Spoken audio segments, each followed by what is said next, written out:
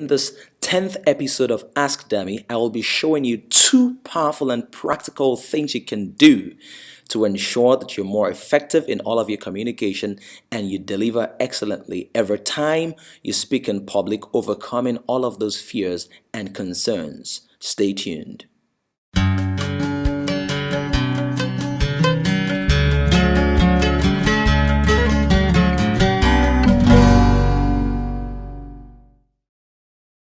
Great. So today we're going to be answering a very important question, one that borders on the area of public speaking, something I'm really concerned about. And this is this week's question. This person says, Dammy, please help. I do not comprehend what is happening to me. I am a very confident person and I have given speeches and presentations almost all my life. But I had a thesis presentation some weeks ago and I was actually trembling and my voice was shaken. Thank God it wasn't assessed. Please, how do I regain my confidence? I have another presentation to be assessed in 1 month's time. This could be the difference between a distinction, yes, and a merit, God forbid. Thanks. This question comes from a young lady called Efe who's currently domiciled in the United Kingdom, and we're going to help Efe and everybody who is like her navigate effectively this complex terrain of public speaking. Now, one of the first things I need us to understand is that most people are scared of speaking in public. They hold healthy conversations with their spouses, in their houses, with their friends, their family members, and people that they perceive to be genuinely concerned about them. But when it comes to speaking in public, most people get nervous, anxious, uncertain, unsure of themselves, and they begin to fumble and stumble. Now, understand this is a very common fear. So if you deal with nerves whenever you're about to stand before a crowd, or a group of people, maybe 5 people or even 50 people to speak, you begin to feel nervous and unsure and anxious. It is normal. Don't crucify yourself. Don't look down on yourself. Don't despise yourself.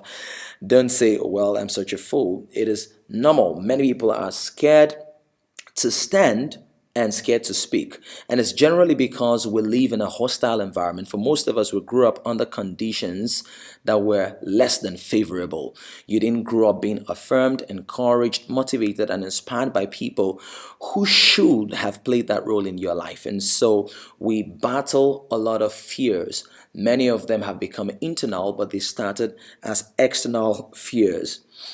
And it's an ongoing battle that you have to win and consciously progress from.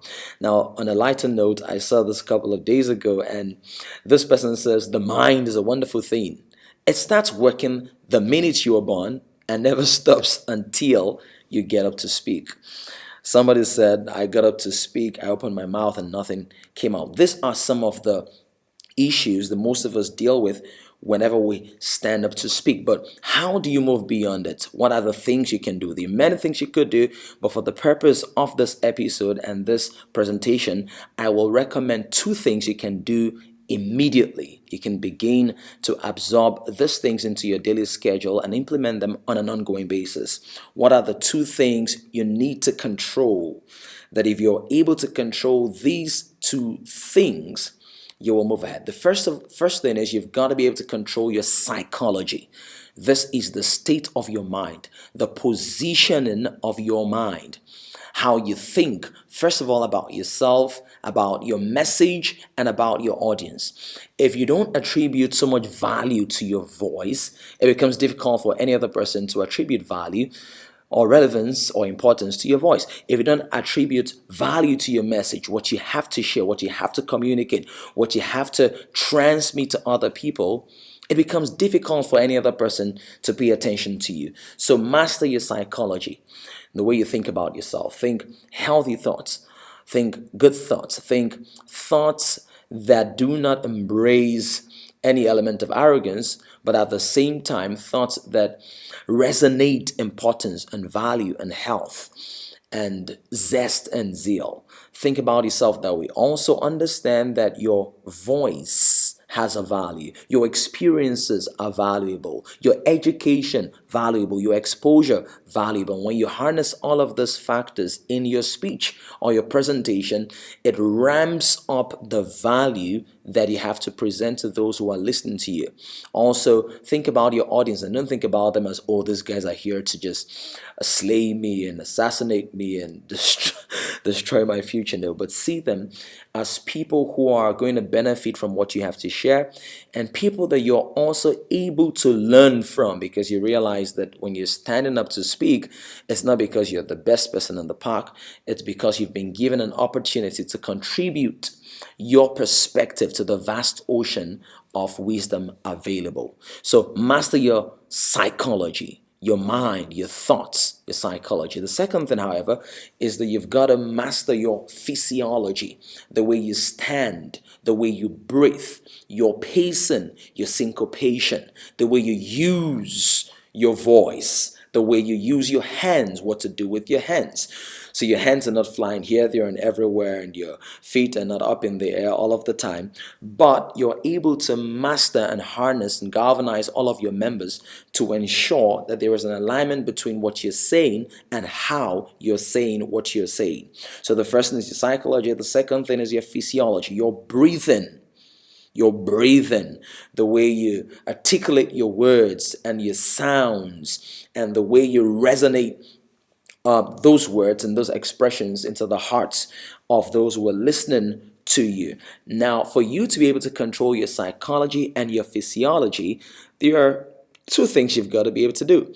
And one of them is that you have to be prepared.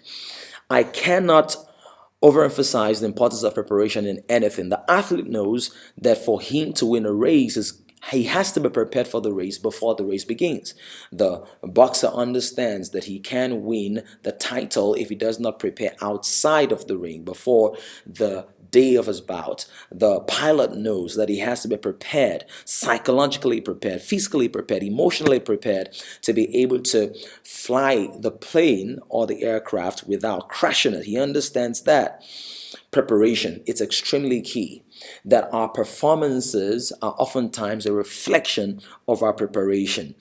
Now, in preparation, I love what Javi Marquez says. Javi Marquez, a notable management consultant, and he says the best way to sound like you know what you're talking about is to know what you're talking about. Let me say that again. I love it. The best way to sound like you know what you're talking about is to know what you're talking about. And so preparation is extremely key, that you have to be able to make the most of your time. Make the most of the time you have. So for instance, you're told you have a presentation, like if it does, in a month's time, you know you have 4 weeks. You've got to be able to drill down to your content and chunk your content out into frameworks that are memorable, that are relevant, that are practical, that your audience can walk away with and utilize from the moment you begin to speak. Preparation also means getting your illustrations right, your references right, your quotes right, your examples right, and throwing all of those things into the mix so you have a healthy and memorable presentation that people can enjoy, but beyond enjoying, can also be empowered by. Now, the second thing you have to do to be able to master your psychology and your physiology is visualize success.